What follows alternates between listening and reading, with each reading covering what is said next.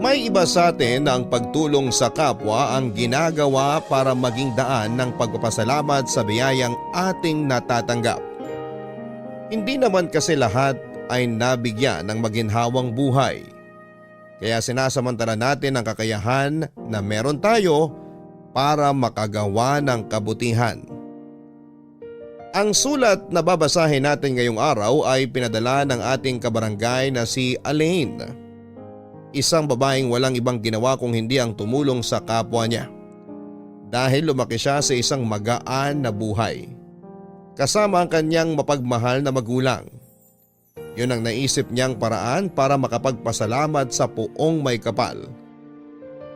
Naniniwala kasi siya na ang dahilan kung bakit nagkaroon siya ng masaya at magaan na buhay ay para makatulong siya sa ibang tao na mas nangangailangan. Ang hindi niya alam, ang kabutihan na ginagawa niya ay magiging daan pala para mapahamak siya. Yon ang magiging daan para masubok ang kanyang pananampalataya sa Poong May Kapal. Gusto mo na bang makilala si Elaine at malaman kung paano siya napahamak ng dahil sa kabutihan na kanyang ginagawa? Handa ka na bang mainis at maiyak sa kwento ng buhay niya? Kagaya ka rin ba niya na matulungin sa kapwa? Yung tipo na mas pipiliin ang tumulong sa iba kesa sa bigyan ng atensyon ng sariling luho? O mas pipiliin mong magbulag-bulagan sa totoong kalagayan ng naghihirap na mga tao? Si Elaine kaya, anong dahilan niya para magkaroon siya ng mabuting hangarin para sa iba? Nagsisi kaya siya na mas inuna niya ang ibang tao kesa sa sarili niya? Malalaman natin ang landas na pinili niya dito sa mga kwento ng pag-ibig, buhay at pag-asa sa nangungunang Barangay Love Stories. Dear Papa Dudut, isang mapagpalang araw sa inyo at sa lahat ng mga nakikinig ngayon. Itago niyo na lamang po ako sa pangalang Elaine. 35 years old at nagtatrabaho bilang virtual assistant at nakatira dito sa Quezon City. Libangan ko na talaga ang makinig sa inyong radio program dahil naka-work from home naman ang setup ko sa trabaho. Araw-araw talaga akong nakikinig sa inyo at matagal ko ring pinag-isipan bago ko nabuo ang desisyon ko na gawin po itong sulat ko sa inyo. Isang masayang pamilya ang nakagisnan ko. Parehong may malaking negosyo ang mga magulang ko at solong anak nila ko. Kaya naman masasabi ko na lumaki ako sa magaan na pamumuhay. Nang makapagtapos ako ng kolehiyo noon ay hindi ko kaagad kinailangan na maghanap ng trabaho dahil patuloy pa rin ang allowance na natatanggap ko mula sa parents ko. Hanggang sa maisipan ko na maging volunteer sa mga organisasyon na tumutulong sa mga taong nangangailangan sa buhay, Papa Dudut.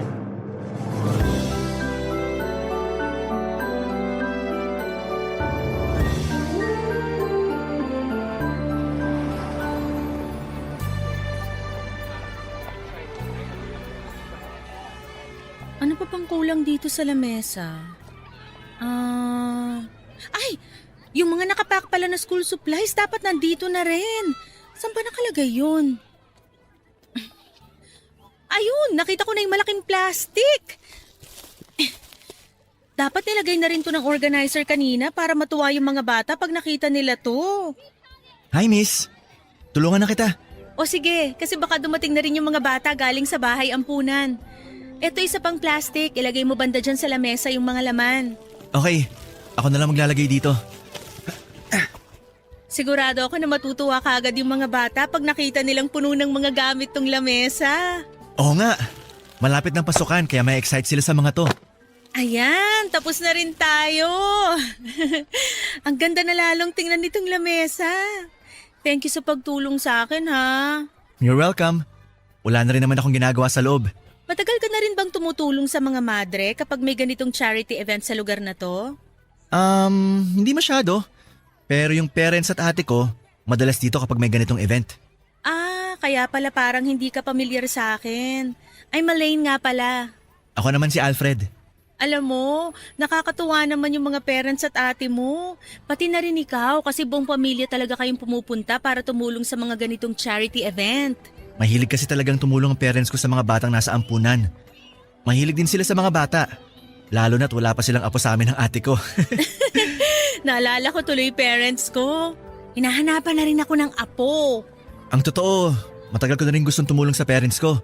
Lalo na pagdating sa mga ganitong charity event. Naging busy lang ako sa pagmamasteral ko sa college. Pero ngayon na graduate na ako, medyo dadalas na pagsama ko sa kanila sa mga ganitong lakad. Ikaw, madalas ka ba dito? Oo, marami kasi akong libreng oras kaya dito ko talaga binibigay para naman hindi masayang. Kasama mo rin ba ang parents mo? Hindi, pero supportive naman sila sa mga ginagawa ko. Minsan nga nagluluto pa yung mommy ko ng mga pagkain na dadaling ko dito eh. Hindi lang siya nakakasama sa akin dito kasi may trabaho sila ni daddy. Nakakatawa rin palang parents mo. Sigurado ko na sa kanila ka nagmana. Yan din ang palagi kong naririnig. Nung dalaga at binata pa raw kasi silang dalawa, madalas din silang pumunta sa mga ganitong charity event. Baka nga magkakilala na rin mga parents natin eh. Alam mo, siguro nga. Kasi nakwento rin sa akin ni na mami na dati pa nila ginagawa to. Kahit nung hindi pa sila mag-asawa ni daddy. Malalaman natin yan kapag nakwento ko na kayo sa parents ko. Ay, pasok na muna tayo sa loob kasi baka may kailangan pa tayong gawin doon.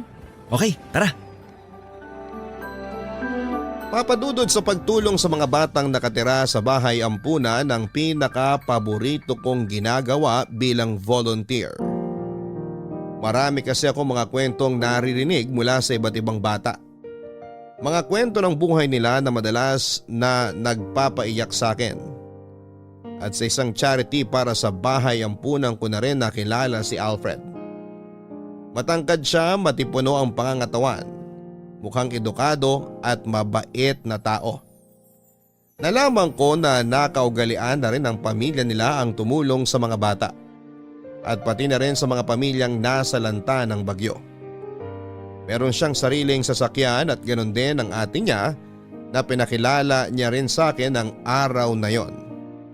Mabait din ang parents niya nang makilala ko sila, papadudot.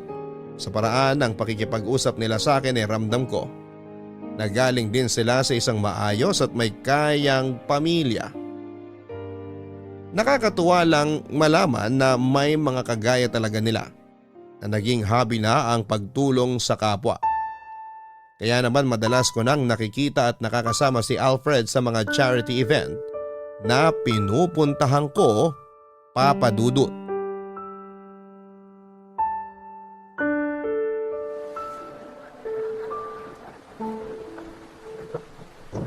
Aline, magkape ka muna. Ayos lang ako, Alfred. Titignan ko muna yung ibang tao sa banda doon kasi baka may kailangan silang gamit. Ano ka ba? Mula nung makarating ka dito sa evacuation center galing doon sa binahang barangay, hindi ka pa nagpapahinga eh. Di ka pa humihinto kakaasikaso sa mga na-rescue nyo. Hindi pa naman kasi ako pagod.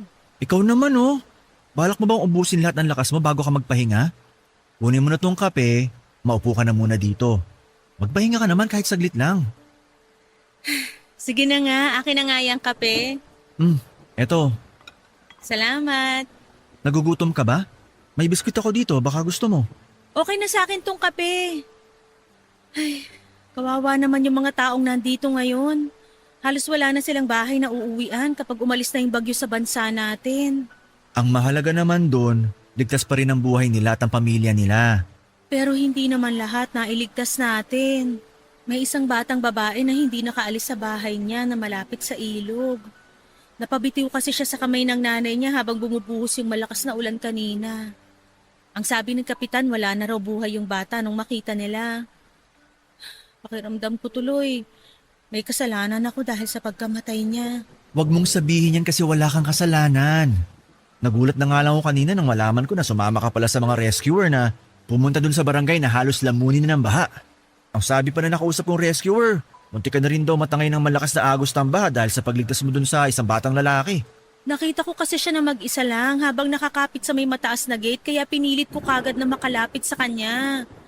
Mabuti na lang at pareho kaming hindi tinangay ng malakas na agos ng tubig. Hindi kayo pinabayaan ng Diyos. Lalo ka na kasi alam niya na may mabuti kang puso. Handa mong ilagay sa panganib ang buhay mo para lang makapagligtas ka ng buhay ng ibang tao. Sa totoo lang, Aline, minsan nagtataka na ako sa iyo eh. Yung dedication mo na makatulong sa iba, to the highest level eh. Masarap naman kasi talagang tumulong, di ba? Hindi naman kasi lahat kagaya natin na nakakaranas ng maginhawang buhay. Naiintindihan ko yun, pero minsan kasi parang ang lalim na ng dahilan mo kung bakit ginagawa mo lahat ng to. Alam mo, ang galing mo ring bumasa ng tao, no? Pero tama ka. Siguro nga may ibang dahilan talaga ako kung bakit ko ginagawa to. Hindi ko lang maamin sa sarili ko ang tungkol sa bagay na yon. Anong ibig mong sabihin? Ang totoo, Alfred, ampun lang ako ng parents ko. Ha? Talaga? Oo, pero kahit kailan hindi ako nagkaroon ng hinanakit tungkol sa bagay na yon. Palagi pa nga ako nagpapasalamat sa Diyos kasi binigyan niya ako ng adoptive parents na kagaya nila mommy at daddy. Kung hindi dahil sa kanila, baka matagal na akong wala sa mundo na to. At parte ng pasasalamat ko tong ginagawa kong pagtulong ngayon sa ibang tao.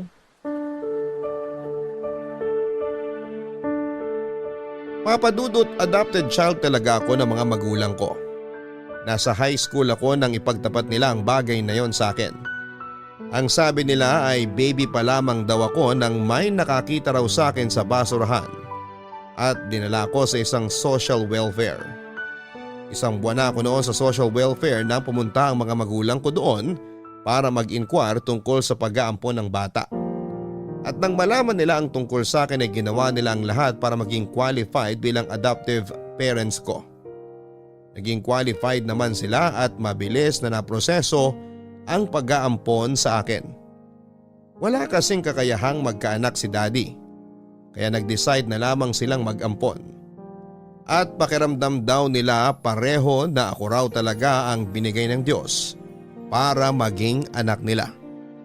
Kahit kailan ay hindi ako nakaramdam ng hinanakit sa mga kinilala kong magulang, Papadudut. Wala kasi akong ibang naramdaman mula sa kanila kung hindi ang purong pagmamahal lamang.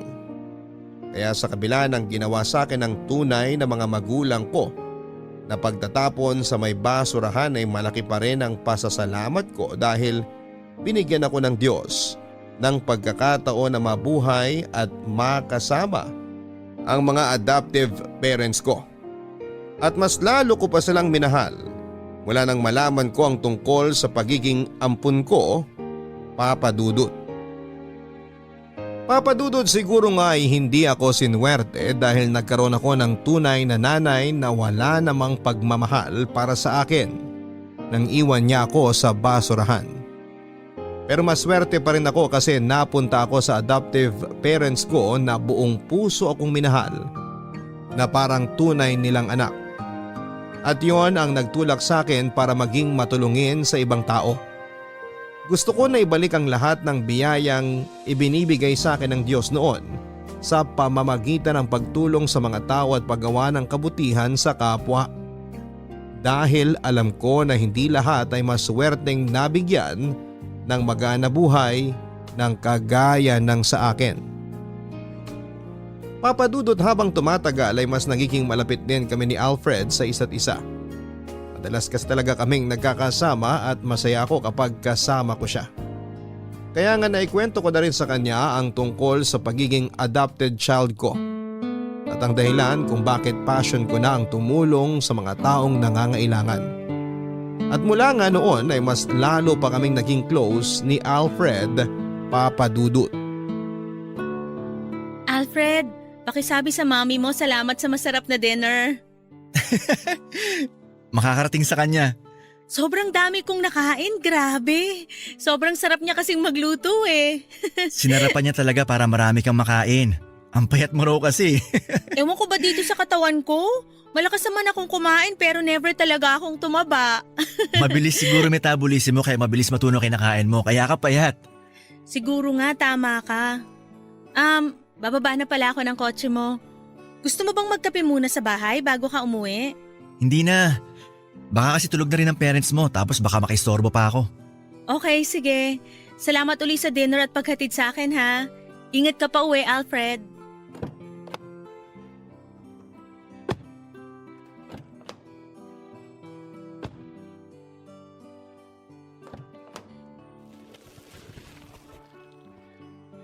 Alain! O bakit? Akala ko hindi ka napapasok sa loob ng bahay para magkape. Oo nga, pero may nakalimutan na pala akong ibigay. Ano yon? Eto. Flowers tsaka chocolate. Thank you. Pero para saan to? Wala lang. Gusto lang kitang bigyan. Okay. Thank you uli. Sige ha, pasok na ako sa loob. Ingat ka sa pagdadrive mo, Alfred. Elaine, sandali lang ulit. Ano na naman, Alfred? May gusto sana akong sabihin sa'yo. Ano yon? Sabihin mo na yan kasi parang maiihi ka na dyan sa kaba mo eh. Ano ba to? Bakit ba ako natutorpe? Ang totoo, Elaine, ano kasi, Gusto mong manligaw sa akin? oo! Ang ibig ko sabihin, teka, paano mo nalaman yung gusto kong sabihin? Sobrang obvious mo na kasi. Sobrang torpe mo nga lang. Sorry hindi ko kasi talaga alam kung paano ko sasabihin sa'yo. Hindi naman talaga ako torpe. Talaga? Oo, sa'yo lang ako na torpe ng ganito. Pero ayun nga, okay lang naman kung manligaw ako sa'yo, di ba? Oo naman, syempre. Talaga? Ayos! Uy, baka ayos ka naman dyan. Parang sinagot na kita. Sorry, natuwa lang ako kasi pumayag ka naman ligaw ako sa'yo. Bakit naman ako di papayag? Wala naman akong boyfriend. Basta galingan mo sa panliligaw ha. Gusto ko na hindi lang ako yung nililigawan mo kundi pati na rin parents ko. Oo naman! Gagawin ko lahat para makuha ang tiwala ng parents mo at ng pagmamahal mo. Promise yan! Sus, gawin mo, wag puro salita. O sige, pasok na ako sa bahay namin kasi gusto ko na rin magpahinga. Salamat uli sa paghatid sa akin. Bye, Alfred!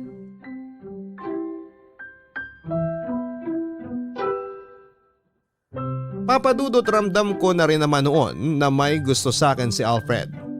Yung mga simpleng gesture na ipinapakita niya kapag magkasama kami, pagsama niya sa akin sa iba't ibang charity event at yung madalas na pagtatawagan naming dalawa. Palagi niyang sinisigurado na nakauwi na ako ng ligtas sa bahay namin at makakatulog ako ng maayos pagkatapos ng nakakapagod na araw. Ang totoo ay gusto ko na rin siya noon at hinihintay ko na lang siya na magtapat ng espesyal na nararamdaman niya sa akin. Ayoko naman kasi na mauna akong magparamdam sa kanya o kaya ay magsabi ng feelings ko. Kaya naman kinilig talaga ako nang sabihin niya na gusto niya akong ligawan. At kahit sinusubukan kong pigilan ang kilig na yon ay naramdaman ko na nahalata niya rin ako. Hindi rin nagtagal ay sinagot ko na nga siya at naging boyfriend. Nang malaman ng parents niya na may relasyon na kami ay natuwa sila at sinabi nilang bagay daw talaga kami ni Alfred sa isa't isa, Papa Dudut. Ay, nakauwi rin. Grabe, nakakapagod mag-grocery. Grabe din kasi yung traffic kaya napatagal yung biyahe natin pa uwi. Akala ko nga makakauwi kagad tayo pero inabot pa tayo ng 1 oras na dapat 30 minutes lang na biyahe. Ilalabas ko na pala itong mga pinamili nating school supplies para maihiwalay ko dito sa ginrocery natin. O sige, ako naman na mag-aayos sa mga pinamili nating pagkain na iriripak natin mamaya. Nakakatuwa naman, ang dami nitong mga binili nating school supplies. Sigurado na marami na namang mga bata ang matutuwa dito. Pero sigurado rin ako na ikaw ang pinakamatutuwa sa lahat pag nakita mo na yung ngiti ng mga batang pupuntahan natin. Naku, sure ako na magliliwanag yung bahay ampunan. Tama ka dyan, babe. Alam mo naman na yung mga ngiti nila ang palaging nagpapasaya sa akin. Oo, alam ko. Kaya nga minsan nagsiselos na rin ako kasi parang mas mahal mo na sila kaysa sa akin na boyfriend mo. Uy, grabe siya oh. Hindi mo naman sila kailangan na pagselosan kasi alam mo naman kung bakit ko to ginagawa, di ba? Joke lang naman yung sinabi ko. Babe, hindi naman ako nakaramdam ng selos mula na maging girlfriend kita. Natutuwa nga ako kasi nagkaroon ako ng girlfriend na may mabuting puso. Mabuting puso talaga? Yun naman kasi talagang tawag sa mga kagaya mo. Na walang ibang ginawa kundi puro kabutihan, di ba? Kaya nga mahal na mahal kita dahil sa ugali mo na yan.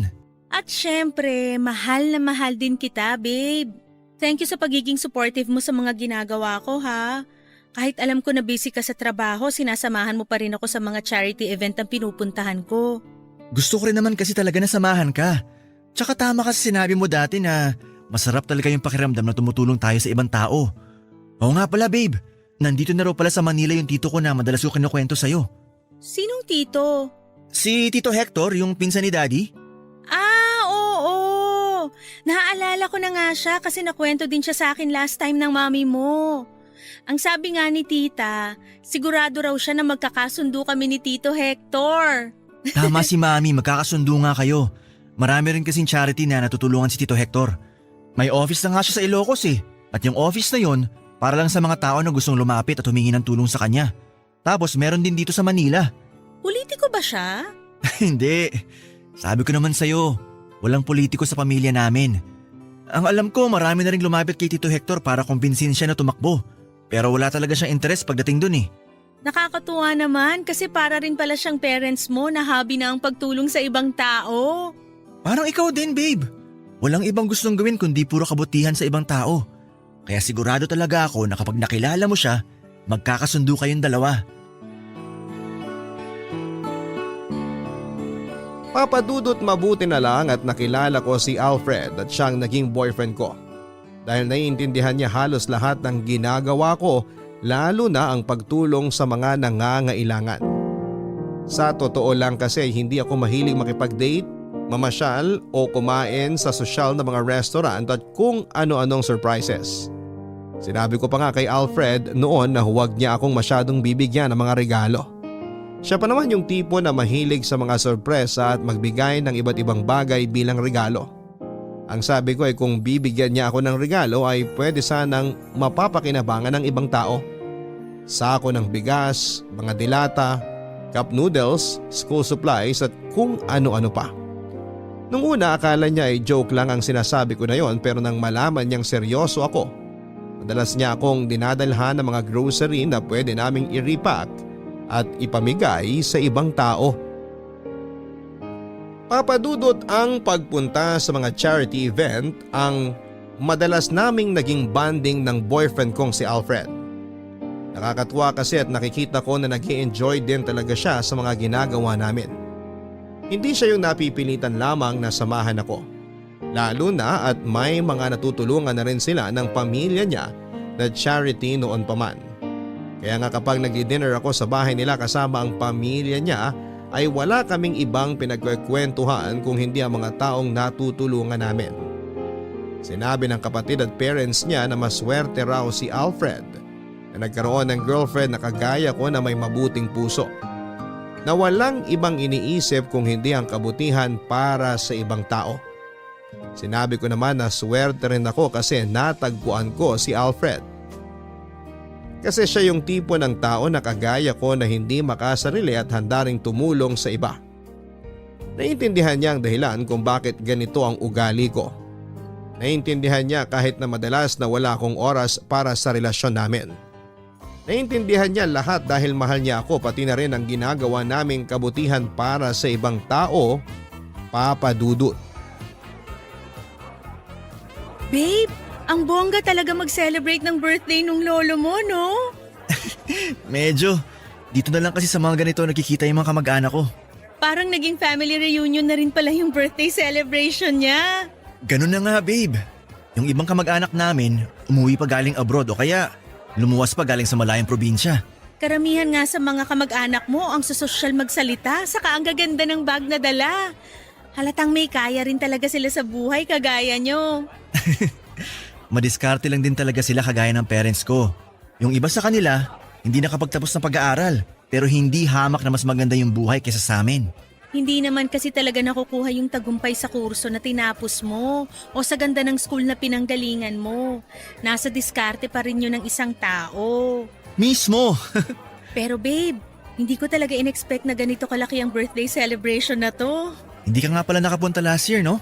Oo nga eh. Kasi may nakaset na akong lakad nung date na yun. Kaya nagulat talaga ako sa laki ng birthday celebration na to. Kung alam ko lang, mas ginandahan ko sana yung suot ko na dress ngayon. Babe, kahit naman anong suot mo, ikaw pa rin ang pinakamagandang babae sa araw na to. Sus, binola pa ako nito. Ay, totoo yun. Alam mo naman na hindi ako bolero. Ay, kukuha lang pala ako ng inumin, babe. May gusto ka bang ipakuha na pagkain sa akin? Buko salad na lang, babe. Okay, sige. Balik din kaagad ako.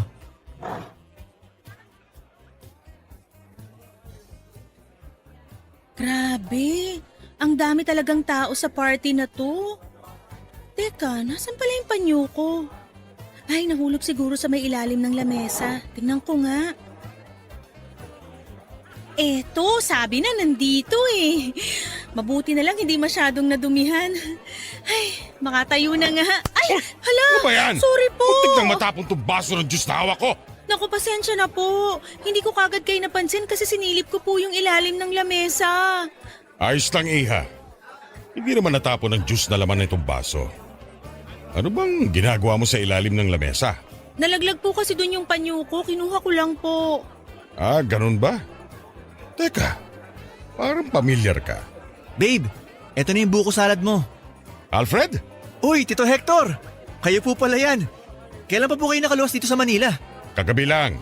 Kasi pinilit ko talaga makarating dito sa birthday ng lolo mo. At baka magtampo pa siya sa akin kung hindi ako luluwas. Nako, paniguradong yun po talaga ang mangyayari. Alam niyo naman po matampuhin yun si Lolo. Ay, Tito, si Aline nga po pala. Girlfriend ko. Aline, siya si Tito Hector. Yung madalas kong kinukwento sa'yo. Nice to meet you po, Tito. Nice to meet you din. Ngayon alam ko na kung bakit pamilyar ang mukha mo. Dahil matagal na kitang nakikita sa Facebook nitong pamangking kong si Alfred. At tama ako, mas maganda ka nga sa personal. Magaling talagang pumili itong pamangking ko. Siyempre naman, Tito. Kanino pa ba ako magmamana? Eh di sa inyo lang ni Daddy. Papadudot halos 2 taon na ang relasyon namin ni Alfred nang makilala ko ng personal si Tito Hector. Matagal na rin siyang nababanggit sa akin ni Alfred at ng mga magulang niya. Pinsang buo ito ng daddy ni Alfred na nakatira sa Ilocos pero may bahay din sa Maynila. Pero dahil sa bagong business na pinatayo nito na malapit lang kina Alfred ay hindi na ito muli pang bumalik sa Ilocos. Ang alam ko ay marami ring mga charity ang natutulungan ni Tito Alfred. Kumuha pa nga ito ng pwesto para gawing opisina kung saan ay ginaganap ang mga charity event na tinutulungan nito. Kaya naman natuwa talaga ako nang makilala ko siya. Bihira lang kasi yung mga kagaya nilang matulungin sa kapwa na walang hinihinging kapalit. Hindi sila politiko at hindi rin mga artista. Alam ko na kagaya ko ay bukal sa loob ng pamilya ni Alfred ang pagtulong na ginagawa nila. Napatunayan ko yon nang magkasama kami sa isang charity event ni Tito Hector, Papa Dudut. Babe, hindi na kita masasamahan sa loob ng opisina ni Tito ha. May meeting pa kasi ako na kailangan puntahan ngayon. Ayos lang, babe. Ako na lang ang kakausap sa kanya. Kinakabahan na nga ako eh. Bakit ka naman kinakabahan? Baka kasi hindi niya nagustuhan yung proposal na in-email ko sa kanya para dun sa charity event na bala kong gawin sa susunod na buwan. Babe, sigurado ako na magugustuhan niya yon. Paano mo naman nasabi? Pinabasa mo sa akin yung proposal na yun nung isang araw, di ba? Napakaayos ng pagkakagawa mo sa letter na yon. Malinaw yung layunin doon na gusto mo makatulong sa mga batang walang permanenteng tahanan at nakatira lang sa may gilid ng kalsada. Sigurado ako, tutulungan ka niya sa charity event na gusto mong gawin para sa mga bata na yun. Sa bagay, nung nakausap ko siya, napatunayan ko na totoo yung mga sinabi mo tungkol sa kanya. Na matulungin din talaga siya sa ibang tao. Ang dami niya ngang foundation na binanggit na natulungan niya. Lahat halos ng foundation na yon, narinig ko na mula sa mga kasama kong volunteer. Sabi ko naman kasi sa'yo, magkakasundo talaga kayong dalawa. Kasi palagi niya ring inuunang ibang tao kesa sa sarili niya.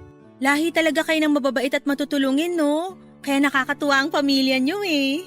Mas nakakatuwa ka pa rin. Kasi kahit mag-isa ka lang, todo effort ka na asikasuhin ng mga ganitong bagay para matuloy ang pagtulong mo sa mga tao. Ay, babe, kailangan ko na rin palang umalis kasi baka matraffic pa ako. Okay, sige. Papasok na rin ako sa opisina ni Tito Hector. Bye, babe. Ingat ka. Ingat ka rin mamaya. Bye! Ay, makakatok na nga dito sa pinto ng opisina ni Tito Hector. Pasok! Good afternoon po, Tito Hector. Oh, ikaw pala yan, Aline. Upo ka na dito. May tinatapos lang akong pirmahan. Sige po.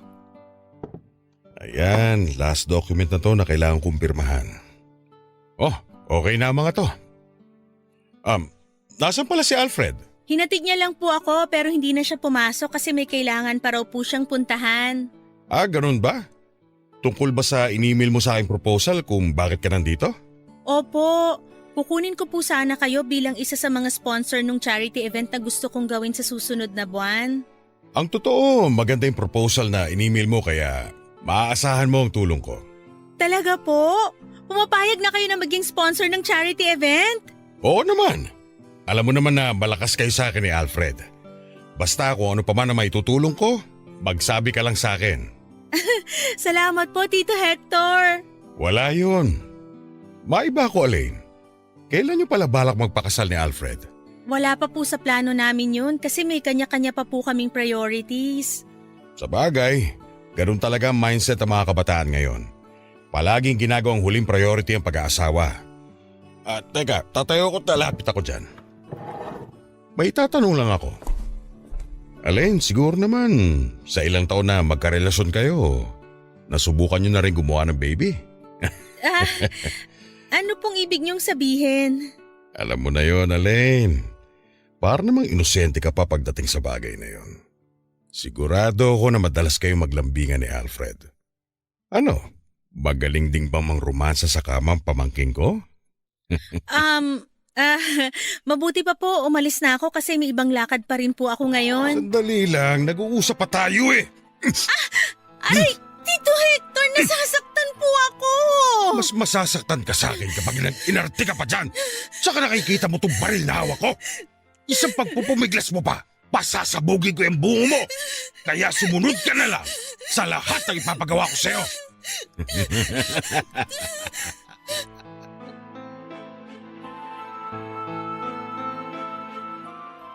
Papadudot, ilang beses na rin kaming nagkasama ni Tito Hector sa mga charity event kaya unti-unti na rin niyang nakuha ang tiwala ko.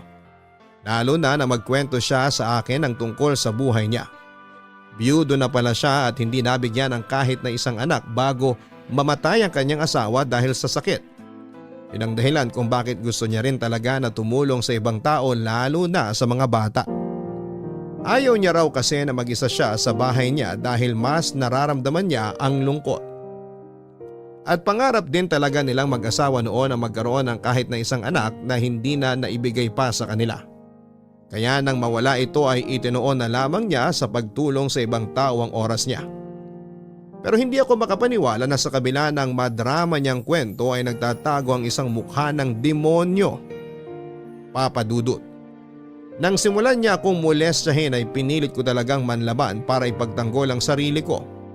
Kaya lang ay masyado siyang malakas at natakot na rin talaga ako nang maglabas siya ng baril. At yun ang unang pagkakataon na makakita ako ng baril sa malapitan. Tapos ay nakatutok pa sa mismong sentido ko. Kaya wala na akong nagawa kung hindi ang hayaan si Tito Hector na maisakatuparan ang kahalayan niya sa katawan ko, Papadudot. Papadudot, pagkatapos akong halayin ni Tito Hector ay gusto kong magsumbong noon pero hindi ko magawa dahil natakot ako. Natakot ako hindi lang para sa buhay ko kung hindi para sa buhay ng mga magulang ko. Sinabi niya na may hawak daw siyang sindikato na pwedeng pumatay sa mga magulang ko pati na rin sa pamilya ni Alfred. Ayoko sanang maniwala sa mga sinasabi niya pero ayoko ring malagay sa panganib ang buhay ng mga taong importante sa akin. Kaya naman kinimkim ko na lamang sa sarili ko ang kahayupan na ginawa niya sa akin. At nagulat na lamang ako ng pagkalipas ng 2 linggo ay nalaman ko na namatay na si Tito Hector dahil sa stroke. Papadudot, hindi ko po alam kung yun na nga ba ang tinatawag nilang karma o kaparusahan para sa ginawang kahayupan sa akin ni Tito Hector. Dahil parang naging napakaikli ng buhay para sa kanya. Pero para sa akin ay kulang pa yon dahil gusto ko pa sana siyang magdusa. Gusto kong makita na naghihirap siya at pinagsisisihan niya ang ginawa niya sa akin. Bagay na kahit kailan ay alam kong hindi na mangyayari pa. Babe, sorry kung hindi kita makasamahan niya sa check-up mo ha. Hindi pa kasi ako makalis dito sa Laguna. Ayos lang yun. Kaya ko namang mag-isa to. Nag-aalala nga ako kasi wala ka man lang kasama dyan. Ano ka ba? Hindi naman seryoso tong follow-up check-up na gagawin ko. Medyo alarming na hindi magkaroon ng dalaw sa loob ng 2 buwan ng isang babae. Pero may nakaka-experience nun. Kaya pinatingin ko na rin para sigurado. Sigurado ka ba na hindi seryoso yan? Yung wala kang dalaw kahit hindi ka naman buntis? Oo naman. Naisip ko lang na baka may kailangan akong inumin na gamot kaya nagpa-check up ako nung nakaraan. Pero eto nga, pinabalik ako para sa follow-up check-up naman. Pero bakit kasi kailangan pa ng follow-up check-up? Bakit ba parang ikaw pa yung mas kinakabahan sa ating dalawa? Ako yung pasyente. Wala lang. Napansin ko rin kasi na nagiging sakitin ka nitong mga nakarang araw. Kaya hindi mo maaalis sa akin na mag-alala. Babe, huwag mo akong masyadong isipin. Baka hindi ka pa makapag-concentrate dyan sa conference nyo sa trabaho nang dahil lang sa akin. Basta kung ano man sasabihin sa'yo ng doktor mamaya, update mo ako ha. Syempre, yun ang gagawin ko. O sige na babe, lumabas na yung isang pasyente, kailangan ko nang pumasok sa klinik ng doktor. Okay, sige babe. I love you. I love you too. Bye!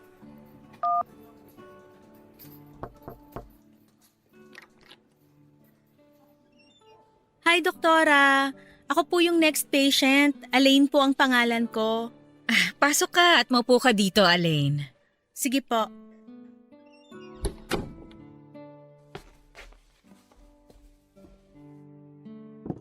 Nabasa ko tong test result ng lab test na ginawa sa'yo. At may ilang tanong lang ako sa'yo, no? Ano po yan, doktora? Elaine, are you sexually active? Hindi naman po masyado. Bakit po? May nakita po ba kayo na hindi maganda sa result ng mga test na ginawa sa akin? Bago ko sagutin ang tanong na yan, gusto kong malaman kung may kasama ka bang pumunta dito sa ospital? Wala po. Hindi ko naman po kailangan ng kasama. Doktora, sabihin niyo na po sa akin ang totoo. Ano po bang sakit ko? Ay, huwag ka sanang mabibigla at tatagan mo ang loob mo, ha? Kasi, based dito sa result ng lab test na ginawa sa'yo, HIV positive ka, Elaine. Hindi totoo yan. Nagkakamali lang kayo. Wala akong ganyang sakit, hindi ako HIV positive. Mali yung nasa result na hawak niyong papel, doktora. Oh, Elaine, calm down. HIV pa lang naman ito at hindi pa naman ito AIDS. May mga gamot nang makakatulong para dyan. Plus, may mga organization din at mga institution na handang tumulong sa mga katulad mo na infected ng virus na to. Kaya huwag kang panghinaan ng loob. Pero sa ngayon talaga kailangan mong tatagan ang loob mo. Hindi po, hindi totoo yan. Mali talaga yan, doktora, kasi imposible na magkaroon ako ng ganyang sakit. Imposible kasi ayoko. Hindi pwede. Doktora, ayoko pang mamatay. Ayoko pang mamatay. Ayoko pa.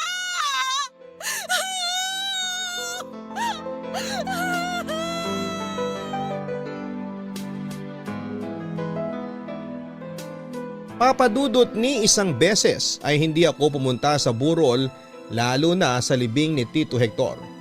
Nagdahilan na lamang ako noon kay Alfred na masama ang pakiramdam ko. Ang kwento niya ay marami raw ang nakiramay at nalungkot sa pagkawala ng tito niya. Marami raw kasi itong natulungan. At habang narinig ko ang kwento niya ay nagpipigil ako ng mga luha ko. Dahil hindi ko masabi sa kanya ang kahayupan na ginawa ng tito niya sa akin. Papadudot 1 buwan ang lumipas nang mailibing si Tito Hector ay nagsimula akong maging sakitin. Pabalik-balik na ubo at paninikip ng dibdib ang nararamdaman ko. At nagkaroon din ako ng kakaibang mga rashes kaya nag-decide na ako magpa-check up. Pero ibang dahilan ang ibinigay ko kay Alfred kung bakit ako magpapa-check up noon. Sa unang araw ay niresetahan ako ng gamot para sa ubo. Pero kinuhanan pa ako ng dugo at pinabalik pagkalipas ng 2 araw. Ibang doktor na ang kumausap sa akin noon at nang makita ko pa lang ang mga nakadisplay sa opisina niya na mga poster at brochure ay tungkol ito sa HIV. Nanginig na kaagad ang mga tuhod ko sa kaba. Parang gusto ko nang maiyak kaagad kahit na hindi ko pa man narinig ang sasabihin ng doktor. At nang malaman ko na tama ang hinala ko ay tuluyan ng sumabog ang mga luha ko. At dumoble pa ang pag-iyak ko noon nang maging pareho lang ang resulta na nakuha ko mula sa isa pang ospital na pinagdalhan ng dugo para ipalaboratory test ulit ako, Papa Dudut. Hi babe! Alfred? Anong ginagawa mo dito sa bahay? Ayaw mo kasi na mag-date tayo kaya pinuntahan na lang kita dito. Pero sinabi ko naman kanina sa text na masama ang pakiramdam ko, di ba? Oo nga, pero gusto pa rin kitang puntahan kasi gusto kitang makita. Hindi ka na dapat nag-aksaya pa ng oras na pumunta dito. Hindi pag-aaksaya ng oras na makasama ka, babe. Hindi mo ba ako papapasukin? May dala akong sisig dito na alam kong paborito mo. Lika, pasok ka na. Akin na yung hawak mo na pagkain. Ilalagay ko na sa plato para makain na natin. Ito. Nga pala, babe. Ano palang result ng check-up mo? Hindi mo na kasi ako in-update tungkol dun eh. Hindi naman seryoso kaya hindi ko na sinabi pa sa'yo. Pero anong sabi ng doktor? Kagaya nga ng ine-expect ko, normal lang daw na madelay ng ilang buwan ang menstruation period kahit hindi ako buntis. Niresetahan niya lang ako ng gamot para raw masunod uli yung… Ay! Alfred! Ano ba? Huwag mo nga akong yakapin! Doon ka nga! Uy! Babe, sorry. Namiss lang kasi kita kaya niyakap kita mula sa likuran mo. Nagulat ba kita? Oo, medyo. Pasensya na. Sige na, maupo ka na dyan. Maghahain na ako para makakain na tayo. Babe! Alfred, please! Huwag mo akong hawakan. At kung pwede, lumayo ka muna sa akin ng konti. Alain, may problema ba tayo? Oh, wala! Ano naman magiging problema natin? Hindi ko alam. Pakiramdam ko lang kasi iniiwasan mo ko. Bakit ko naman gagawin yun? Again, hindi ko alam. Pero yun ang nararamdaman at nakikita ko.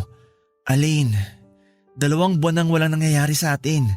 Wala namang issue sa akin yun, pero napansin ko na ayaw mo na rin magpahalik sa akin.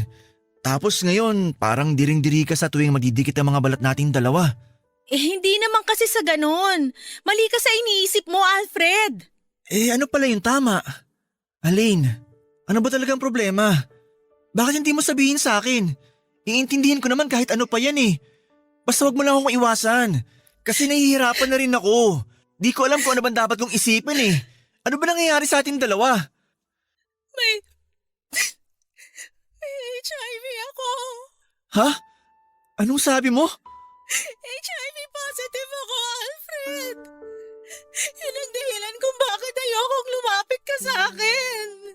Dahil natatakot ako na baka mahawahan ka ng sakit ko na to. Bago mamatay ang Tito Hector mo, pinagsamantalahan niya ako. Tinakot niya ako na papatayin niya ako. Ang parents ko pati na rin kayo. Kaya hindi na ako nakapagsumbong sa mga pulis. Alfred! Kay Tito Hector! Sa kanya ko nakuha tong sakit na to! Alain, sorry. Sorry kung hindi kita naprotektahan. Sorry kung nagawan ka na masama ni Tito Hector. Wala ka namang kasalanan, Alfred! Pero sa totoo lang, natatakot na ako! Kasi ayoko pang mamatay! Natatakot akong mamatay dahil sa sakit na to! Hindi ka mamamatay, Alain. Pangako, sasamahan kita sa lahat ng oras. Hindi kita iiwan. At tutuparin pa rin natin ang mga pangarap natin. Mahal na mahal kita.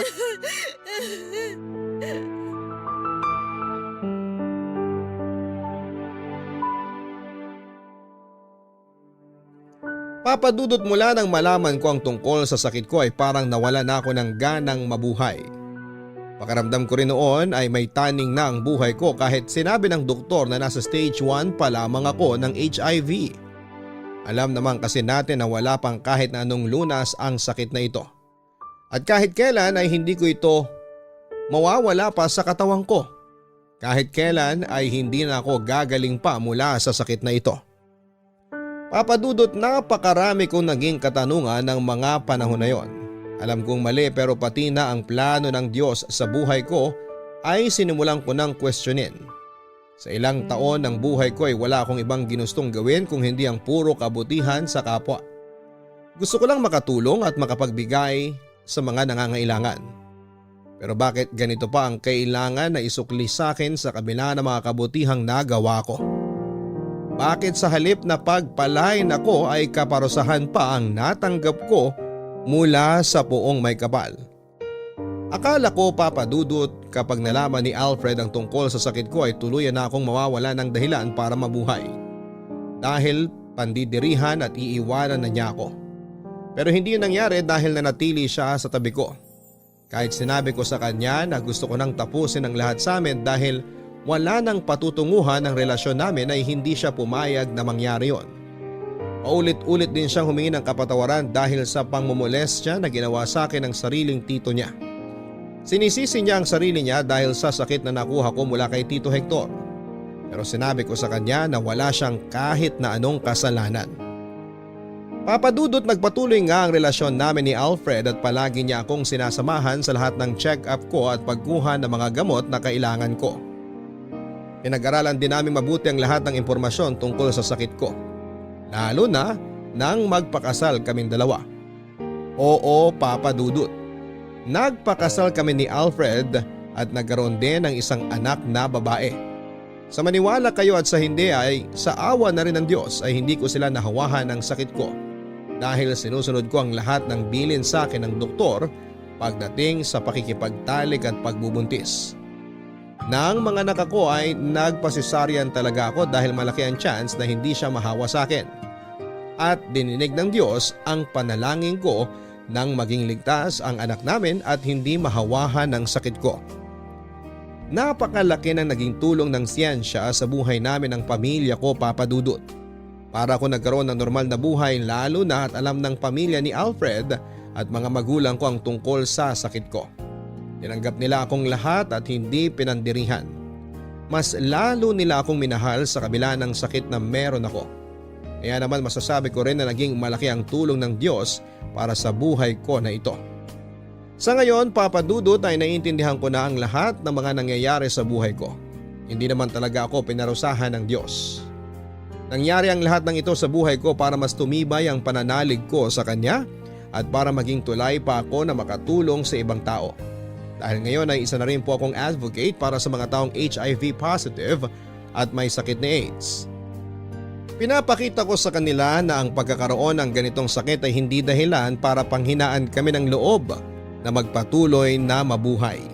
Na pwede pa kaming magkaroon ng normal na buhay at palaging may nagmamahal sa amin sa kabila ng karamdaman na meron kami. At kahit kailan ay hindi kami dapat na mawawala ng pananalig sa Poong May Kapal. Maraming salamat po sa pagbasa nitong sulat ko at dito ko na rin po tinatapos. Ang inyong forever kapuso at kabarangay, Alain. Maraming salamat, Alain, sa pagbibigay mo ng tiwala at pagbabahagi ng iyong kwento ng buhay dito sa aming radio program na Barangay Love Stories. Naniniwala ako na lahat ng taong gumagawa ng kabutihan ay palaging pinagpapala ng Poong May Kapal.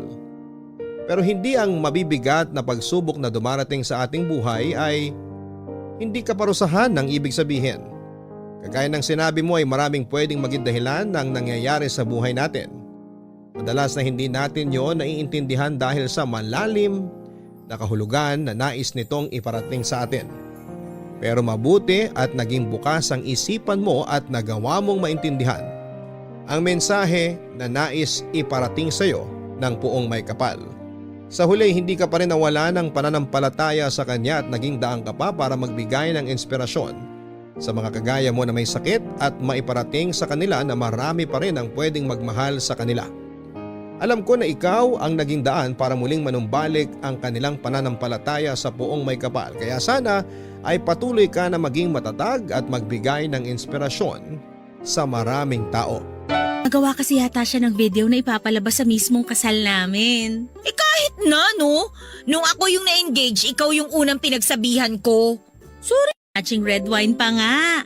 Tapos sa ilalim ng popcorn may nakapa akong maliit na box. OMG! Nasa loob talaga ng popcorn yung singsing? Ganon na nga. Pagkalabas ko ng box, syempre hindi ko pa nagets kung anong nangyayari noon. Na-realize ko na lang na magpo-propose pala siya nung biglang lumuhod si John sa harap ko. Tapos tinanong niya kung papakasalan ko daw ba siya.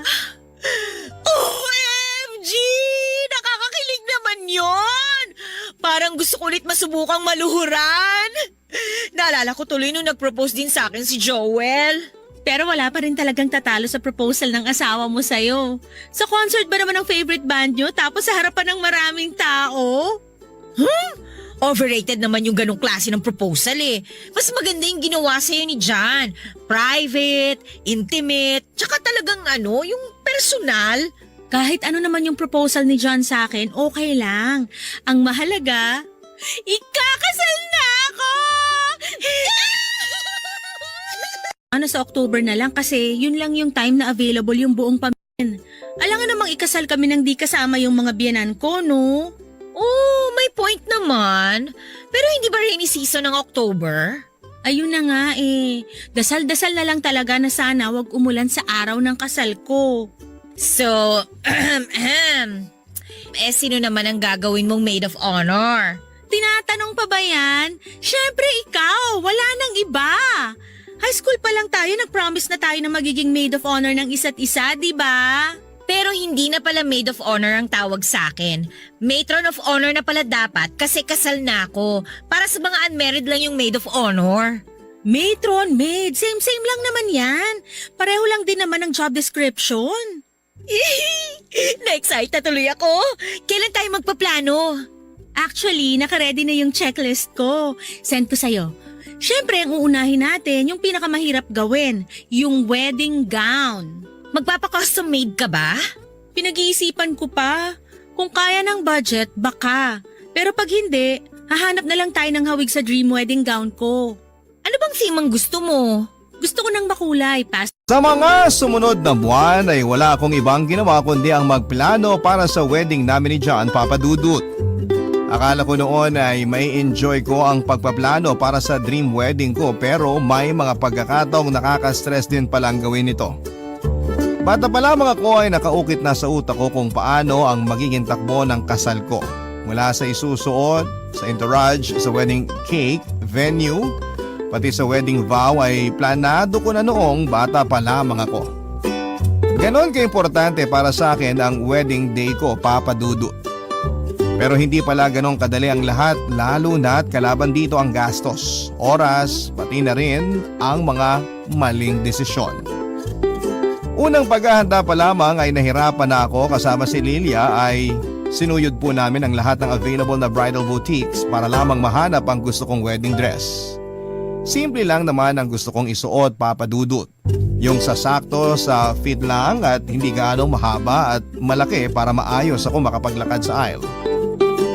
Ang maganda naman sa planning stage ay sa akin ibinigay ni John ang lahat ng desisyon kung paano ang itatakbo ng kasal.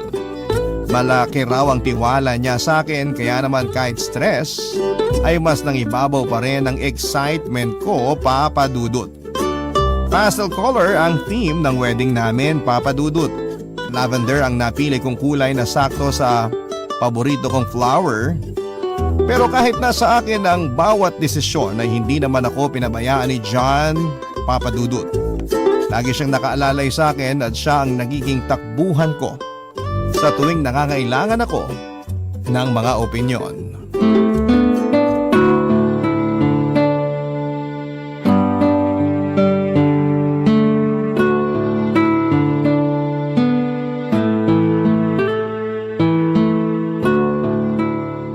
Mahal, tingin mo kailangan ko pa ng second outfit para sa reception? Gusto mo ba? Pinag-iisipan ko pa nga eh. Baka kasi masyado nang magastos kapag magpapagawa pa. Garden wedding ang gusto mo? Pag beach kasi parang hassle naman yun. Oo, romantic at magandang scenery lalo na kapag sinabay sa sunset. Pero mahangin sa dagat eh. Mabuhangin pa. Yun nga rin ang naisip ko eh. Gusto ko ng garden wedding nung bata pa ako kasi yun yung first wedding na napuntahan ko. Kasal ng tita ko. Pero hindi natin masabi ang panahon eh. Moody kasi ang weather dito sa Pilipinas. Baka mamaya biglang umulan. Ayoko rin namang maging basang bride. Church wedding na lang. Yun yung pinaka-best choice. Tsaka mas solemn, di ba? Ikaw bahala. Sure na tayo dyan ha? Okay, yung number of guests naman. Marami ka bang iimbitahin? Medyo.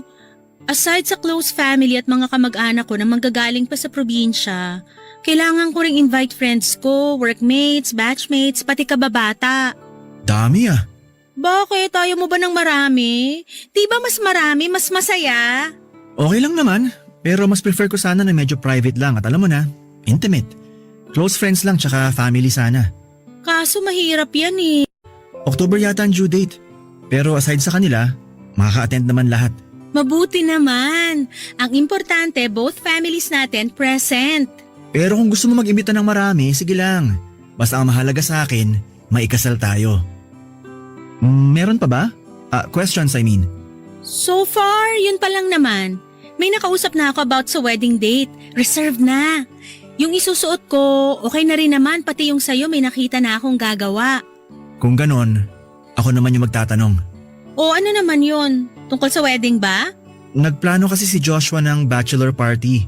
Tapos, ako rin naman may bridal shower eh. Pero sa Puerto Galera gagawin. Ay, social naman. Sino-sino mga sasama? Yung groomsmen ko tapos ilang katrabaho. O sige, walang problema. Yun lang naman pala eh. Sigurado ka? Sa Galera yun ha? Wala nang bawian yan? Oo naman. Ba't ko naman babawiin? Deserve mo rin namang magkaroon ng bachelor party. Yun! Salamat mahal!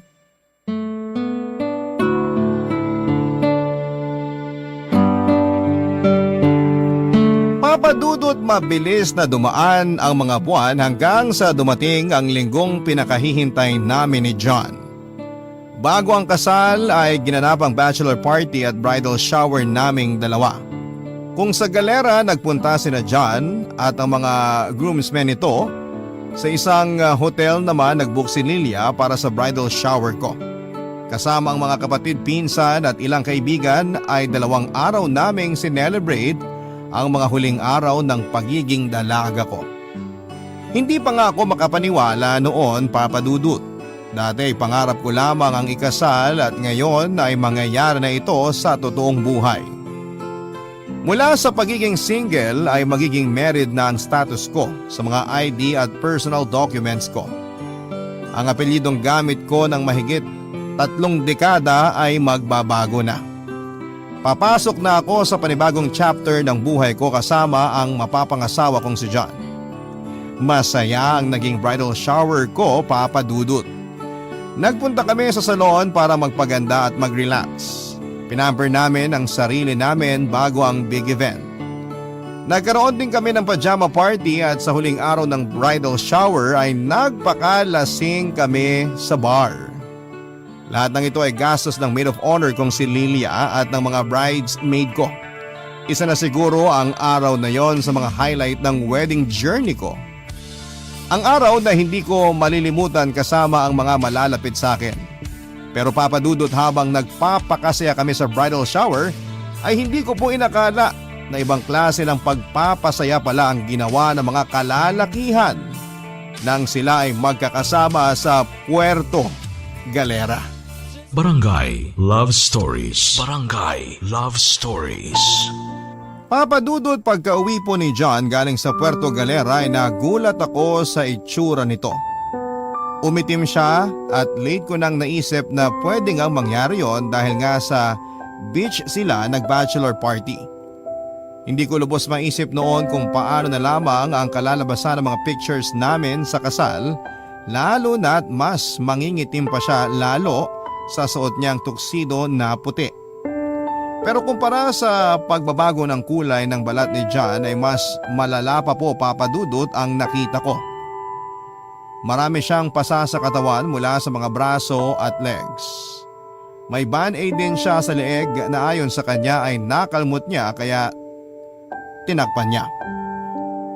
Napaisip tuloy ako kung ano nga ba ang ginawa nila sa bachelor party at kung ano ang nangyari.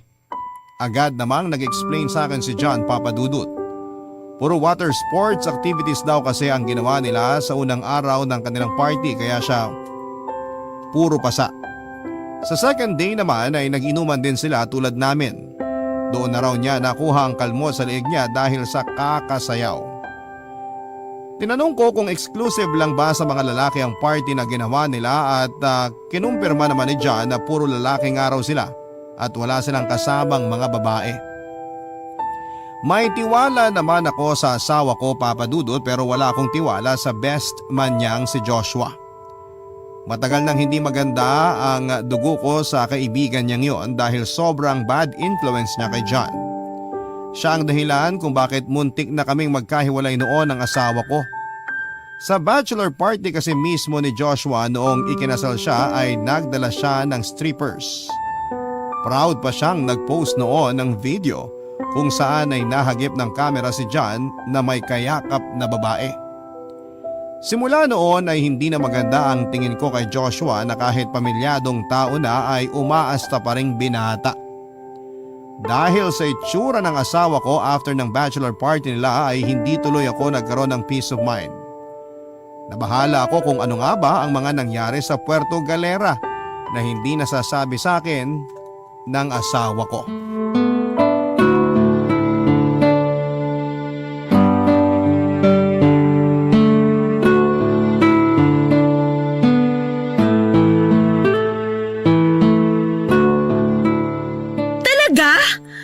Siya ng pasa? Ano bang ginawa nila? Bachelor party o initiation ng fraternity? Nakakaloka ha? Kasalanan to ni Joshua eh. Sana di na lang ako pumayag na maggalera sila. Ipapahamak pa yung fiancé ko eh. Hayaan mo na yon. Ang mahalaga, nakauwi naman ng buo si John. Lalo ka lang may stress niyan eh. 2 days na lang ikakasal ka na. Wala na dapat negative thoughts. Paano naman kasi naiinis ako? Nakita mo ba si John? Ang itim-itim niya. Siya at yung buong entourage niya. Nangitim dahil sa pagparty nila. Eh sino ba naman kasing tao ang magdadagat bago ang kasal? Kung tayong mga babae nagpapaganda, sila naman, ewan ko ba? Gigil ako ha? Ewan ko nga kung anong tumakbo sa isip ng mga lalaking yun eh. Eh ikaw, ano naman ang tumatakbo dyan sa isip mo ngayon? Alam ko may something ramdam kita. Medyo bothered lang ako. Oh, bothered naman saan? Tingin mo may mga kasama silang babae sa bachelor party nila? Sina John? Ba namang oo. Gano'n naman talaga sa bachelor party, di ba? Required ba talaga may babae sa bachelor party? Hindi ko lang sure, pero gano'n kasi yung mga napapanood ko sa TV tsaka sa mga pelikula eh. Ano ba sabi ni John? Tinanong mo ba siya? Oo, pero sabi niya wala raw silang kasamang babae. Oh, wala naman pala eh. So bakit ka nababother? Hindi ko alam. Parang may iba akong nararamdaman eh. Parang gut feel, ganun. Ay nako, nag-overthink ka lang. Mas matagal mong kilala si John kumpara sa akin. Pero based sa pagkakakilala ko sa kanya, kaya naman niyang kontrolin ang sarili niya eh. Pero naaalala mo pa ba yung nangyari nung bachelor party ni Joshua? Nung nag-away kami ng malala ni John? Yun ang naiisip ko eh. Nagbago na naman siya since then, di ba? Tsaka matagal na yun. Never naman na siya nagloko after noon. Sure ka ba? Paano kung hindi lang ako aware? Mars, malapit ka ng ikasal. Hindi maganda na ganyan ang iniisip mo sa asawa mo o sa magiging asawa mo. Tiwala yung pinakamahalagang bagay sa mag-asawa. Kung wala ka nun, masisira lang kayong dalawa. Hindi healthy na pinag-iisipan mo yung asawa mo lalo na kung sinabi niyang wala naman talaga. Kasama kasi niya si Joshua. Alam mo yun? Wala akong tiwala sa taong yun eh. Eh kung si Joshua lang naman ang pag-uusapan, malaki talagang chance na mag-cheat siya sa asawa niya. Makati pa sa higad yun eh, pero si John? Mars, feeling ko hindi naman niya magagawa yun. Ikaw ba, nung kasal niyo ng asawa mo, anong nangyari sa bachelor party niya? Hindi siya nag-bachelor party. Alam mo namang hindi umiinom si Joel eh. Mabuti nga binigyan mo ako ng bridal shower kahit na dun lang tayo sa apartment mo nun. Ay, ano ba tong ginagawa ko? Yan din ang tanong ko. Hindi kaya wedding jitters yung nararamdaman mo? Yung bigla ka magkakaroon ng uncertainty sa mangyayaring kasal? Sana nga wedding jitters lang to. Normal lang naman kasi yan, Mars. Kasi malaking step ang gagawin mo sa buhay mo eh. Imagine, from Miss to Mrs., ikakasal ka na kaya? Hello? Pero wag mong hayaang lamunin ka ng negative thoughts mo. Magtiwala ka lang kay John. Sorry sa pagiging OA ko Huwag ka mag-sorry, ano ka ba? Pero happy thoughts lang, okay? Alam mo mabuti nating gawin? I-check na natin yung wedding list mo kung prepared na ba lahat para hindi tayo magka-problema. Dahil hindi inaasahan ng dami ng bisitang nagpunta, pero nagawa naman po ito kaagad ng paraan. Bago natapos ang reception ay ipinalabas ni John ang video documentation na ginawa niya sa 8 years na relationship naming dalawa. Isa po itong slideshow ng mga pictures namin as boyfriend and girlfriend. Kasama rin sa video ang nangyaring proposal, wedding, preparation, highlights, sa bridal shower at bachelor party at ng mismong kasal at reception. Halos maiyak ako noon sa sobrang saya, Papa Dudut. Nang oras na yon ay tuluyan nang nawala ang pagkabahala ko sa asawa ko at kung ano man ang nangyari sa bachelor party nila. Nang araw na yon ay sinelebrate namin ang pagmamahalan naming dalawa ni John. Sa haba ng naging journey namin sa wakas ay papasok na kaming dalawa sa bago naming buhay. Hindi na bilang magkasintahan kundi bilang mag-asawa na sa ngayon. Pagkatapos ng reception ay mabilis na nagsiuwian ang mga bisita. Natira ang mga pamilya namin at malalapit na kaibigan. Nagmadali rin naman kaming umalis ni John, Papa Dudut.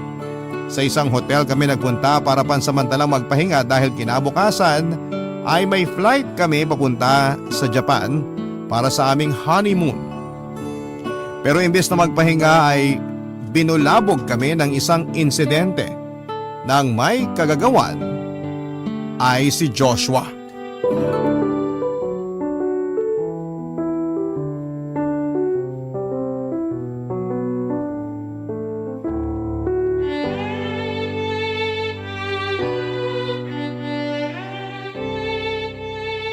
Alam mo, mahal, pagod na yung katawan ko pero hindi pa yung utak ko. Ramdam ko pa rin yung excitement at saya Ang daming tao, no? Muntik pa tayong maubusan ng pagkain. Mabuti na lang may malapit na restaurant at naremedyohan yung pagkain. Sorry, parang kasalanan ko yata kasi naparami yung in-invite ko. Dapat in-expect ko na every person may +1 na kasama. So lumalabas yung estimated number of guests natin, dumoble. Okay lang yun. Actually, mas masaya nga na maraming tao. Marami tayong nakasama sa araw kung saan pinakamasaya tayo. Best day of my life! Lapit ka nga sa akin. Di ka pa nagsawa? Buong araw na tayo magkatabi Never ako magsasawa sa'yo. Payakap nga. I love you. I love you too, mahal. Oh, sino namang tumatawag sa'yo ng ganitong oras? Hindi ko alam. Baka magko-congratulate. Teka, saan ba yung phone ko? Ay, si Lily itong tumatawag. Hello, Mars? Napatawag ka? Hello, Mars? Uy, sorry kung nakasorbo ako sa kung ano man ang ginagawa nyo ngayon pero si Joshua kasi, itinakbo namin sa ospital. Ha? Bakit? Ano nangyari kay Joshua? Joshua? Anong meron kay Joshua? Nasa ospital daw hindi ko alam. Ano raw nangyari kay Joshua? Ganito kasi yun. Hindi ba nung umalis kayo, naiwan kami sa reception? Nag-decide kasi na magkaroon ng after party yung mga bridesmaid at groomsmen. Nag-bar kami. O tapos, anong nangyari? Eh syempre, pakana naman ni Joshua. Nag-bar kami, tapos sinamahan ako ng asawa ko. Sumama rin yung asawa ni Joshua, si Samantha. Tapos? Ang bilis kasi ng pangyayari Basta bigla na lang nagkasagutan sina Samantha at Joshua. Sa sobrang galit ni Samantha, pinalo niya ng bote sa ulo yung asawa niya. Ano bang pinagagagawa niyo doon? Ano raw nangyari? Sandali lang, nagkukwento pa si Lilia. Tatawagan ko si Joshua. Kamusta na si Joshua ngayon? Ito nga, nagwawala sa ospital. Malaki yung sugat niya sa ulo, kailangan tahiin. Kaso ang lakas niya hindi siya kaya ng mga nurse. Naisip ko na baka si Jana makapagpakalma sa kanya. Uy, pasensya na kung naabala namin kayo ha. Sige, pupuntahan namin kayo dyan. Send mo sa akin yung location. Salamat Mars, Diyos ko, hindi ko na talaga alam ang gagawin ko. Hindi naman siya pwedeng turukan ng pampakalma kasi nga nakainom siya. Sige na, antayin nyo kami dyan. Bye! Hindi sumasagot si Joshua. Nag-away daw sila ni Samantha sa bar. Tapos pinalong ni Samantha si Joshua ng bote sa ulo. Kailangan daw tahiin yung sugat niya kaso nagwawala si Joshua sa galit. Nako naman, Joshua. Ano naman bang ginawa ng lokong yun? Kailangan natin silang puntahan. Baka sakaling ikaw daw ang makapagpakalma sa best friend mo. Ba't ba kasi lumabas pa sila? Nakainom na nga sila sa reception kanina eh. Okay naman yung mag-asawa kanina. Ba't sila nag-away? May alam ka ba? Wala naman nakakwento sa akin yung dalawa na may problema sila. Hala, sige magbihis ka na. Kailangan ka nung kaibigan mong lasenggo. Sasama ka ba? Siyempre, alam nga namang iwan mo ako mag-isa dito sa hotel. O sige, tara na. Kunin mo bag ko. Nandun yung susi ng sasakyan.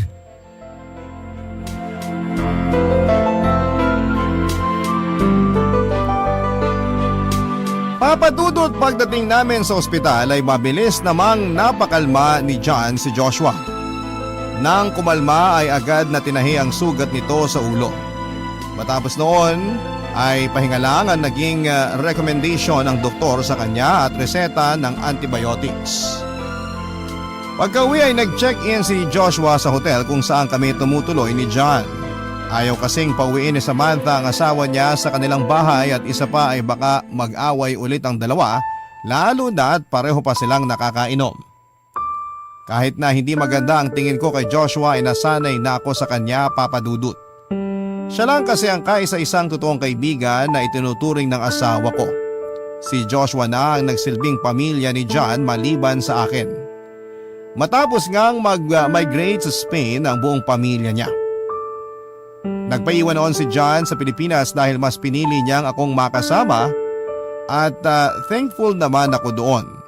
Tuwing nagkakaroon kami ng hindi pagkakaunawaan ng asawa ko ay si Joshua na ang naging takbuhan niya katulad ng ginagawa ko na si Lilia ang lagi kong pinupuntahan kapag nagkakaproblema. Habang nasa biyahe pa uwi ay pinag-explain ni John si Joshua kung ano ba talaga ang nangyari. Habang nililinaw ni Joshua ang mga nangyari ay may narinig ako na hindi ko nagustuhan. Nahuli raw kasi ni Samantha si Joshua na may kausap na ibang babae sa chat. Nasa dance floor noon si Joshua nang may tumawag sa phone nito. Hindi pinansin ni Samantha ang tawag pero nang may nag-notify na message sa phone ni Joshua ay nabasa ito ni Samantha. Ang babaeng nahuli ni Samantha na kausap ni Joshua ay walang iba kundi ang babaeng nakilala nila sa Puerto Galera. Ito raw ang parehong babae na iniregalo ni Joshua para kay John para sa kanyang bachelor party. Barangay Love Stories. Barangay Love Stories. Papadudot ng gabing yon ay may narinig akong kumpirmasyon mula kay Joshua na hindi ko nagustuhan. Confirm nga na may kasama silang babae sa bachelor party ni John at idininay ito mismo sa akin ng asawa ko noong tinanong ko siya. Ganon pa man ay sinantabi ko na lamang muna ang mga narinig ko dahil ayokong masira ang araw na yon para sa aming mag-asawa. Pagka-uwi namin sa hotel ay wala kaming imikan hanggang sa nakatulog na lamang kaming dalawa dahil sa pagod. Kinabukasan ay nagmadali kaming nag-ayos para makahabol sa flight namin papunta sa Japan dahil pareho kaming late nang nagising. Hindi na kami nagkaroon ng chance na pag-usapan ang mga narinig ko kagabi, Papa Dudut. In-enjoy na lang namin ang honeymoon namin na tumagal ng 1 linggo pero aaminin ko po sa inyo na habang nasa Japan ay ayokong mang-spoil ang moment ay hindi ko na po tuluyang na-enjoy ang pagstay namin doon. Don't get me wrong, maganda po ang lugar, medyo magastos pero sulit naman na naranasan namin ang culture ng mga Japanese people pero dahil sa nangyari, bago kami lumipad papunta doon ay hindi na tumigil ang utak ko sa kakaisip kung ano nga ba ang nangyari sa bachelor party nila sa Puerto Galera. Major red flag po kasi, Papa Dudut, na nagsinungaling sa akin si John na wala silang kasamang babae sa party where in fact ay meron naman talaga. I feel betrayed and at that time ay mas lalo lamang akong nag-overthink dahil kung wala naman siyang itatago ay hindi siya magsisinungaling sa akin. Kaya bago kami makalapag sa Pilipinas ay kinausap ko na si John para maklear ang lahat habang nasa eroplano kami, Papa Dudut.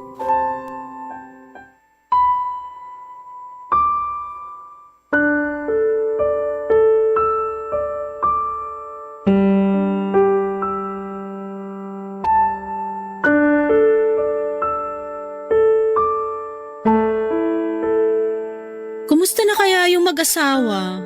Sino? Sina Joshua at Samantha. Wala ka bang balita sa kanila? Hindi ko pa sila nakakausap eh. Nagulat ako sa ginawa ni Samantha ha. Hindi ko ni-expect na hahambalusin niya ng bote ng alak yung asawa niya. Gawa na rin siguro ng kalasingan niya. Hindi rin. Grabe lang siguro yung ginawa ni Joshua kaya niya nagawa yun. Hindi magagalit ang misis ng ganun-ganun na lang kung hindi mabigat ang kasalanan ginawa ng mister niya. Hanggang ngayon ba, galit ka pa rin kay Joshua? Hindi naman ako galit sa best friend mo. Sabihin na lang natin na hindi na niya makukuha yung 100% ng tiwala ko. Sa totoo lang, napaka-bad influence niya sa'yo. Hindi na kayo mga binata pero kung umasta siya parang wala siyang asawa. Ayun tuloy ang napala niya. Mabait naman si Joshua. Kilalanin mo lang siya tulad ng pagkakilala ko sa kanya. Lahat naman kasi ng tao may good at bad side eh. Ang problema, puro bad side niyang nakikita ko at ng mga ibang tao. Kasi yun ang pinapakita niya. Hayaan na lang natin sila sa problema nila mag-asawa. Bahala na silang umayos doon. Labas na tayo sa kung ano man ang problema nilang dalawa. Nang babae ba talaga siya? Ha? Nung tinanong kasi kita kung may kasama ba kayong babae sa bachelor party mo, ang sabi mo, wala. Napaisip tuloy ako kung may tinatago nga kayong dalawa. Nang babae ba si Joshua? Pinoprotektahan mo ba siya? Wala akong pinoprotektahan. Ganito kasi ang nangyari pero bago ko ikwento ang lahat, sana pakinggan mo ako with an open mind. Pwede ba yon? Sige, makikinig ako. Basta sabihin mo lang sa akin lahat ng nangyari. As in lahat. Okay. So nasabi ko naman na puro outdoor activities yung first day. Puro water sport, sightseeing at kung ano-ano pa yung ginawa namin. Siyempre hindi ko alam kung ano yung itinerary kasi si Joshua nagplano ng lahat. Sumasabay lang ako sa kanila. Pagkatapos ng outdoor activities, anong nangyari? Kinagabihan, nag-inom kami sa hotel tapos buong araw na kaming tulog kinabukasan. Then the following night, doon na nangyari yung bachelor party. Hindi ko in-expect na mag-i-invite pala si Joshua ng strippers. May isang stripper siyang niregalo sa akin. May nangyari ba sa inyo? Wala. Wala nangyari sa amin. Ayoko nang maulit yung away natin noon na muntik na tayo maghiwalay. Kaya maniwala ka sa akin, mahal. Walang nangyari. Isa pa, masyado na akong lasing noon. Hinayaan ko na lang sina Joshua na mag-enjoy. So ngayon gets mo na kung bakit wala akong tiwala sa Joshua na yon. Minsan wala talaga siyang kontrol sa sarili niya, lalo na kapag nakainom. Pero best friend ko yun eh. Hayaan mong ako na lang umayos sa mga maling ginagawa niya. Sana nga maayos mo kasi madalas, ikaw yung nadadamay. Mahal, wag mo nang problemahin si Joshua. Wag ka na magpaka-stress sa kanya. Enjoy na lang natin muna tong honeymoon natin. Magpapalawan pa tayo, di ba? Next week back to work na tayo, kaya sulitin na natin to. Oo nga, balik na naman tayo sa pagiging alipin ng salapi. Ay, ang saya sana kung ganito na lang lagi ang buhay. Pasyal-pasyal na lang. Gawin natin to hanggang pagtanda natin. Kapag retire na tayo sa trabaho at nakapag-ipon na tayo. Promise mo yan ha? Oo, promise. Muli ay pinanghawakan ko ang kwento ni John, Papa Dudut. Pagkatapos ng honeymoon namin ay bumalik din kami kaagad sa trabaho pero ang kaibahan nga lang ay nakatira na ako sa iisang bubong kasama ang asawa ko. Bilang bagong mag-asawa ay gusto na sana agad naming magkaroon ng anak. Kaso nga lang po ay nahirapan kaming makabuo at halos 8 buwan din po kami naghintay bago ako nagdalang tao.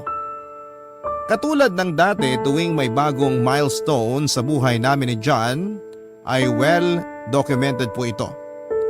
Nang dumating ang araw na pwede nang malaman ang gender ng baby sa tiyan ko ay nagplano kaming magkaroon ng gender reveal party.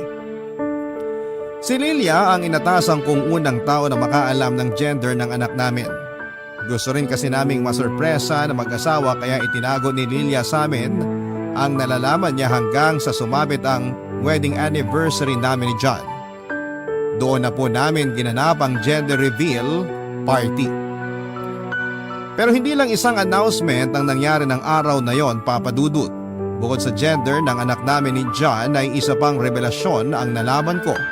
At ng mga taong umaten sa party na yon, isang uninvited guest ang biglang nagpakita sa kalagitnaan ng event, isang babaeng may bitbit na baby. Nagpakilala siya bilang si Shaira, ang babaeng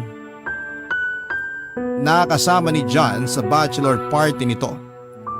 Siya ang stripper na tinutukoy ni Joshua at ang bitbit nitong bata ay walang iba kundi ang bunga ng pagsasama nila ni John ng gabing yon.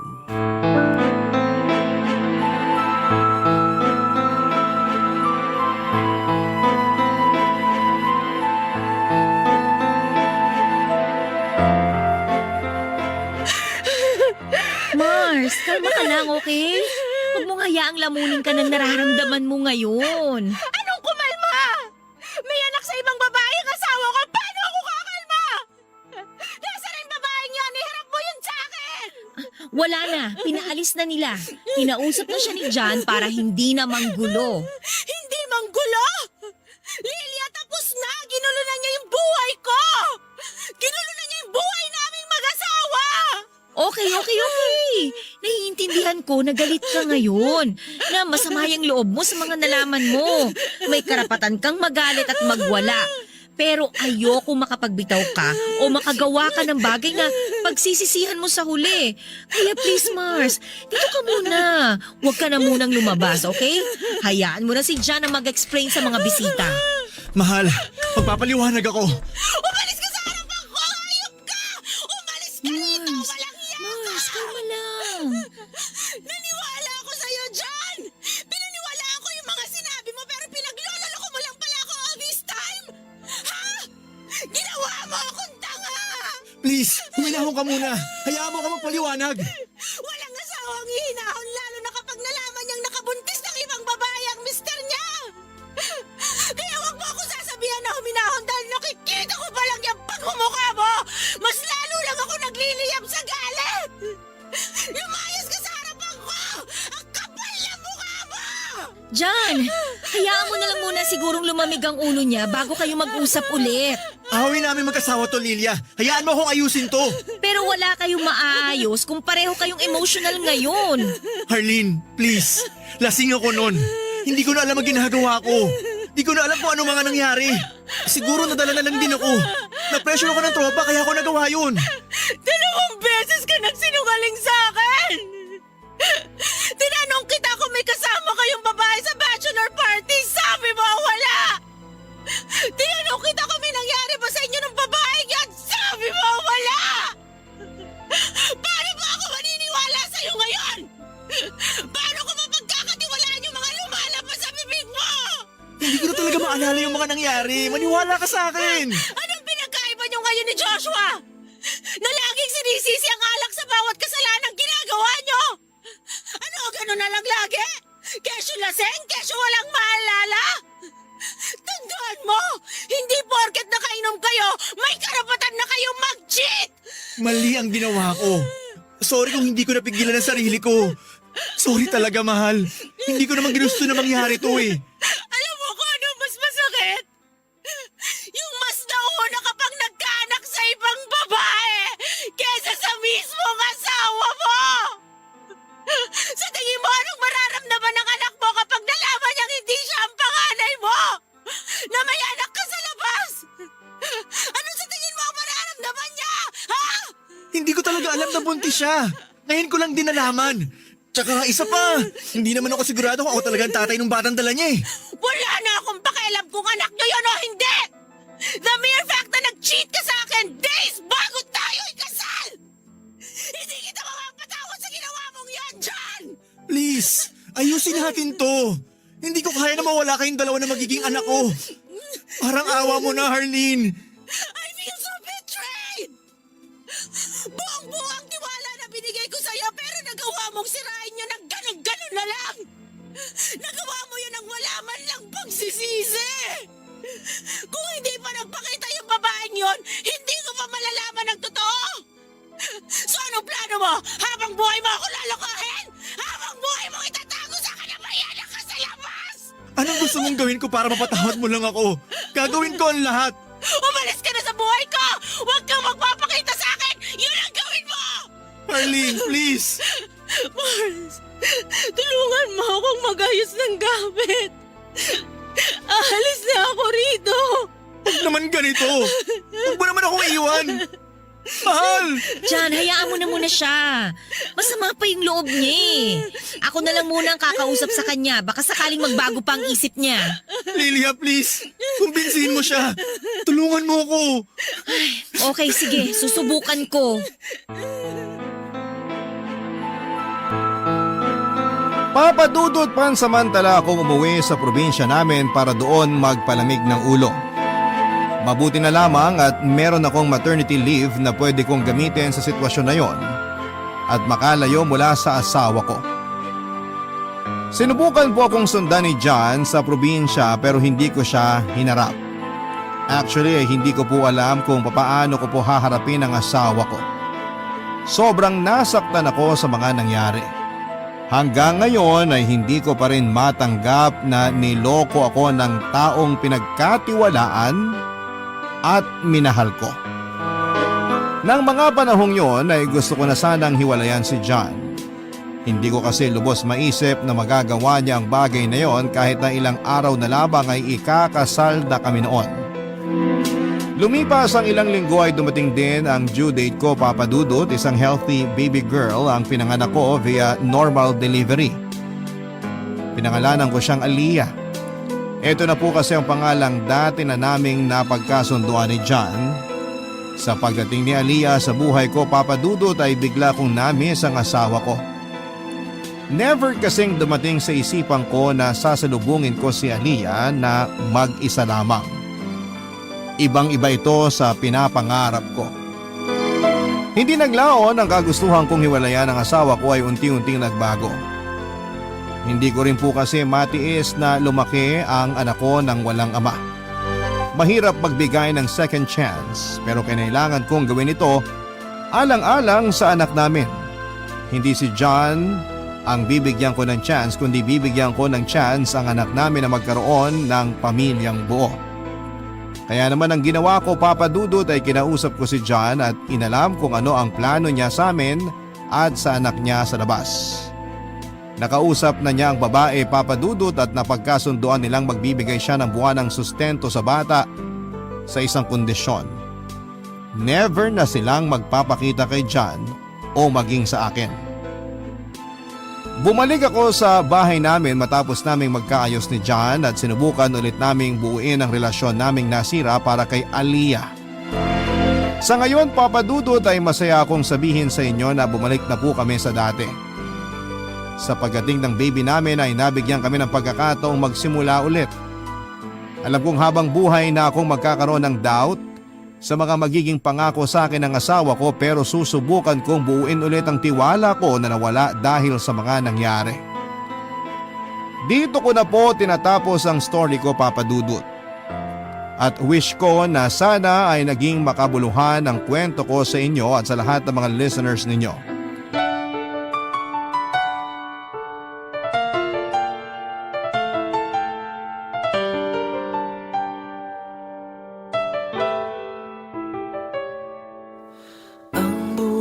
Ay mahiwaga, laging may lungkot at saya. Sa Papa Dudut Stories, laging may karamay ka.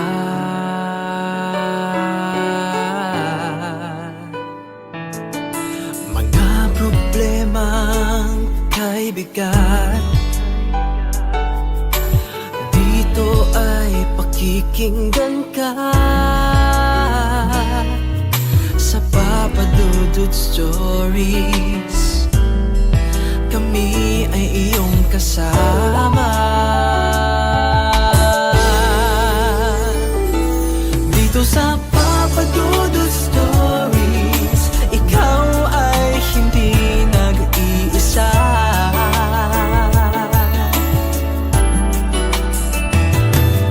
Sa Papa Dudut Stories, may nagmamahal sa'yo.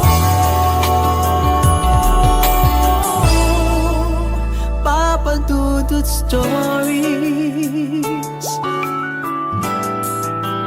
Papa Dudut Stories.